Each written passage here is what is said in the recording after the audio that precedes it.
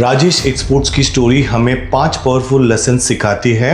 Lesson number 1, diversification ज़रूरी है।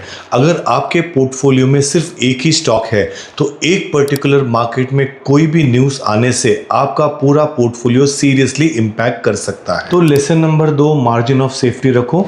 Warren Buffett इसलिए हमेशा कहते हैं कि वैल्यूएशन को भी इम्पोर्टेंस देना बहुत ज़रूरी है। मार्जिन ऑफ सेफ्टी क्या है, ये इंफॉर्मेशन हम हमारे करंट इक्विटी रिसर्च टर्मिनोलॉजीज की सीरीज में पिछली रील में कवर कर रखा है। तो लेसन नंबर 3, कॉर्पोरेट गवर्नेंस को इग्नोर मत करो। सिर्फ प्रॉफिट ही इंपॉर्टेंट नहीं, लेकिन मैनेजमेंट का ट्रस्ट, क्वालिटी और ट्रांसपेरेंसी भी उतना ही ज़रूरी है। लेसन नंबर 4, टेक्निकल एनालिसिस और फंडामेंटल एनालिसिस की लिमिटेशंस होती है। कभी कभी चार्ट सब कुछ नहीं बताती या कभी कभी बैलेंस शीट भी सारी इंफॉर्मेशन रिवील नहीं करती। रिस्क कभी एनुअल रिपोर्ट के नंबर्स के बाहर भी हो सकती है। इसी टेक्निकल एनालिसिस और फंडामेंटल एनालिसिस में हम हमारे करंट इक्विटी रिसर्च टर्मिनोलॉजीज में कवर कर रखी है। लेसन नंबर 5, कभी भी किसी स्टॉक से इमोशनली अटैचमेंट मत रखो।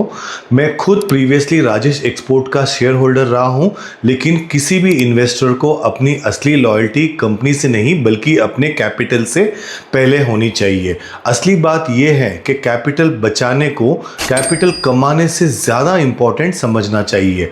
कमेंट कीजिए सेफ अगर आपको राजेश एक्सपोर्ट्स की ये पार्ट 1, पार्ट 2, पार्ट 3 सीरीज की इंफॉर्मेशन अच्छी लगी हो।